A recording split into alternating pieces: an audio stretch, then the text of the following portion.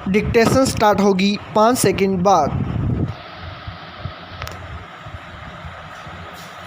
Yes, यदि मनुष्य की चेतना अपने अतीत से स्वतंत्र और भविष्य से स्वायत्त होती तो उसका परिवेशगत बोध भी क्षणिक तथा विच्छिन्न होता, लेकिन मनुष्य में प्रतिस्मरण की अद्भुत क्षमता होती है।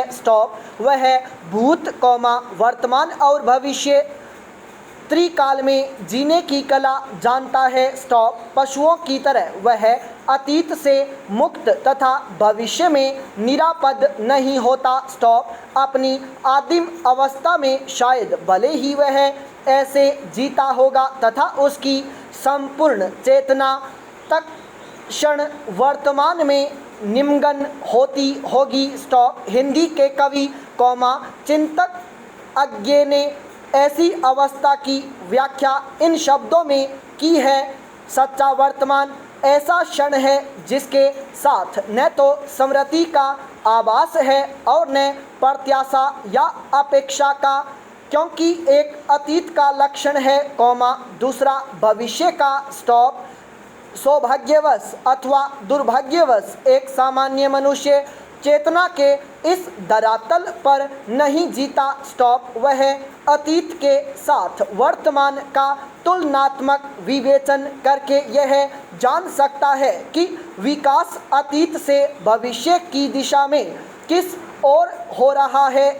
मानव की यह चेतना भौतिक तथा सामाजिक जीवन से जुड़कर ही सक्रिय होती है और किसी समाज का अतीत इतिहास की श्रेणी में तभी आ पाता है, जब हम उसे संस्कृति, सापेक्ष और मूल्यों से आबद्ध करते हैं। पैरा मानव सभ्यता के सुदीर्घ विकास के जो भी परिणाम आज हम देखते हैं वे मनुष्य के प्रतिस्मरण करने की इस अद्भुत क्षमता के ही परिणाम हैं। वह चीज़ों की अनुपस्थिति में उन्हें याद कर सकता है। वह गुजरे जमाने और उससे संबद्ध अनुभवों को अपनी यादों के गलियारों में एक बार फिर से जीवित कर सकता है। वह उसकी तुलना वर्तमान से कर सकता है और आने वाले कल का वह पूर्वानुमान भी कर सकता है। ऐसे में एक और जहां वह अतीत से सीखता है, वहीं दूसरी ओर भविष्य के लिए योजना बनाकर उसे कार्य रूप भी देता है। एक विशिष्ट कालावधि के अर्थबोध से युक्त अतीत शब्द अत्यंत व्यापक है और चूंकि इतिहास मोटे तौर पर उसी अतीत का ज्ञान है जो अपने व्यापक रूप में यह भौतिक जगत से लेकर संपूर्ण प्राणी जगत से संबंधित कार्य व्यापारों का संपूर्ण ज्ञान हो जाता है। सामान्य अर्थों में यह संपूर्ण मानव जाति का जीवन वृत्त है। किसी सीमा तक मनुष्य के ऐहिक नियति का पक्ष होने के कारण उसके लिए वैसे ही अपरिहार्य है जैसे उसकी निजी पहचान के लिए स्मृति। स्मृति चेतना मनुष्य के मन में अतीत के प्रति जिज्ञासा का सजग भाव उत्पन्न करती है। मानवेतर प्राणी में यह चेतना नहीं होती, इसीलिए उनका कोई इतिहास नहीं होता। बुद्धि और विवेक से संपन्न मानव मूल्य सचेतन तथा मूल्यवांसी होता है।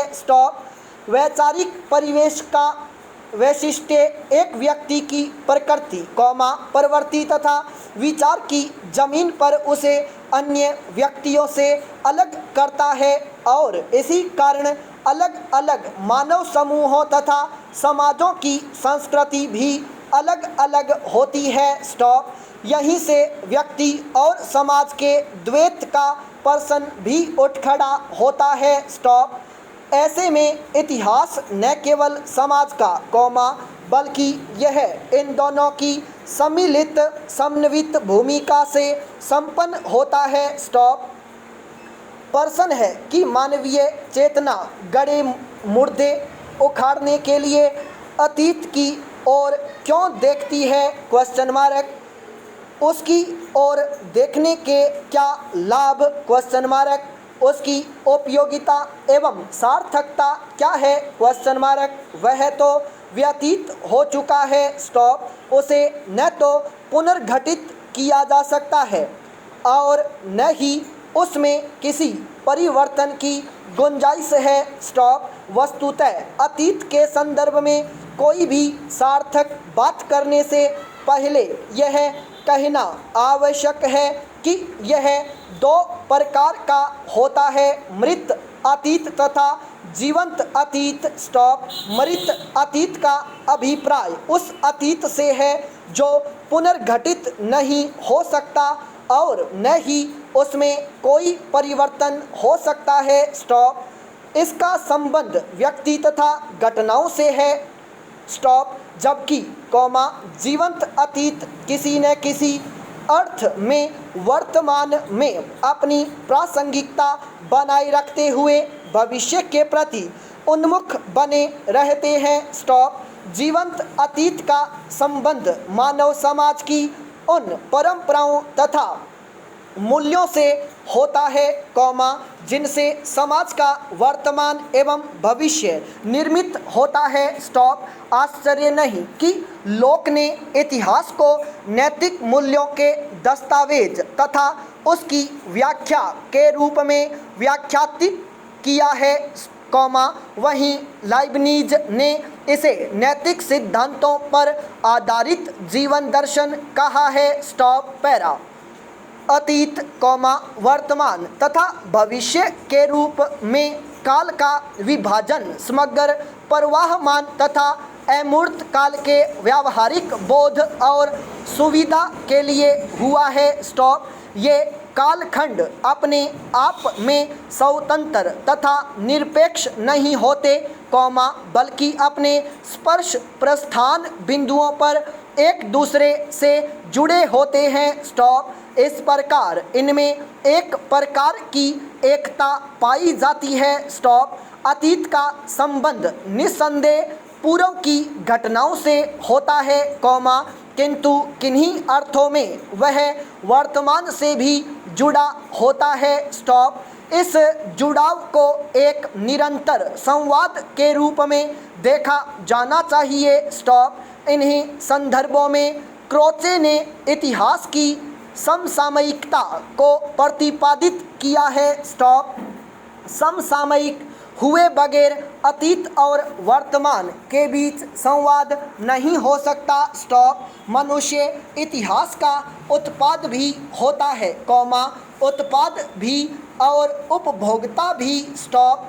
उसकी स्मृति चेतना से ही संबद्ध होकर उसकी विचार चेतना का उद्भव होता है। स्टॉप। मानव विवेक के संरक्षण तथा साहचर्य में ही अतीत की घटनाएं इतिहास की चेतना का आकार लेती हैं। स्टॉप। वह अतीतकालीन क्रियाकलापों का अध्ययन तथा मूल्यांकन निर्माता के रूप में करता है और इन्हीं रूपों में उसकी सहज मूल्य चेतना या मूल्य बोध की प्रभावी भूमिका होती है। स्टॉप। इसीलिए इतिहास भी ऊपर से चाहे जैसा प्रतीत हो, कौमा अतीत का अध्ययन कौमा अंतिम अर्थों में मूल्यों का अध्ययन बनकर ही हमारे सामने आता है। स्टॉप। उसके सभी क्रियाकलापों में उसकी मूल्य चेतना ही उसकी प्रमुख प्रेरक शक्ति होती है। स्टॉप। पैरा। ध्यानपूर्वक देखें तो समस्त मानवीय मूल्यों तथा उससे जुड़कर आई धर्म की अवधारणा के सर्वोत्तम प्रतीक के रूप में ही ईश्वर की कल्पना भी की गई है। स्टॉप। ये मूल्य जीवन में व्यक्ति की आस्था को बढ़ाते हैं। स्टॉप। मनुष्य इन मूल्यों का पालन करते हुए ईश्वर की सेवा करता है ताकि ईश्वर भी मनुष्य की सेवा करे। स्टॉप। अतः साध्य तो अंततः मनुष्य ही है। स्टॉप। धर्म के प्रभाव में मानवीय चेतना कम नहीं होती। स्टॉप। परंपराएं उन मूल्यों का सातत्य होती हैं, कौमा, वहीं उनमें देश काल के अनुसार परिवर्तन की गुंजाइश भी होती है, कौमा, किंतु रूढ़ियों की प्रवृत्ति लकीर पीटने जैसी होती है। स्टॉप। इन मूल्यों की खोज मृत अतीत, कौमा, अर्थात उस इतिहास में ही होती है। संपूर्ण विराम।